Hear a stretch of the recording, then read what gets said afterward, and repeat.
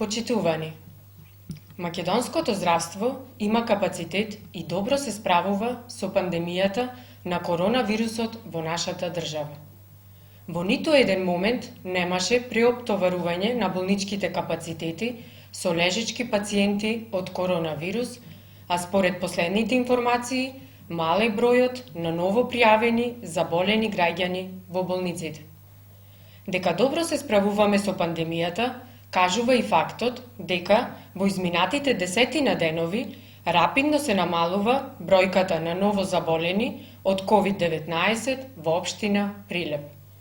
На дневна основа се регистрираат по еден или ниту еден заболен, а се поголем е бројот на оздравени наши сограѓани.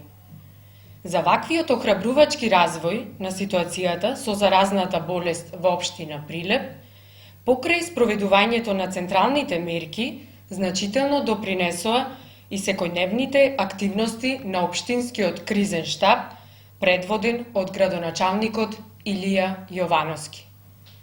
Од самиот почеток на пандемијата, општинскиот кризен штаб дистрибуираше илјадници заштитни маски до граѓаните, голем број на заштитни визири за лекарите и медицинскиот персонал, вршеше редовна дезинфекција на зградите, на јавните површини и улиците во градот и населените места. Скринингот на вработените во детските градинки Наша иднина од Прилеп, кој беше направен во изминатите денови, покажа дека сите 192 вработени се негативни на коронавирус. Тоа уште една потврда дека дисциплината на граѓаните и навремените заштитни мерки неминовно водат кон успех во битката со вирусот.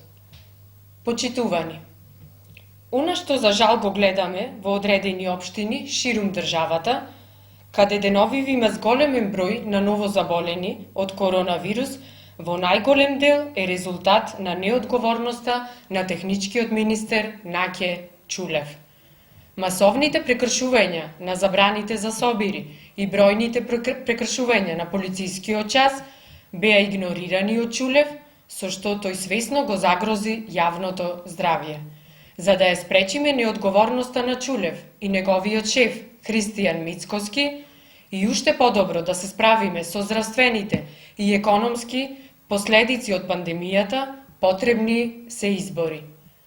Ново собрание и влада со целосен легитимитет, кои ќе им служат на граѓаните и ќе се подготват за новиот бран од пандемијата на есен. Ви благодарам.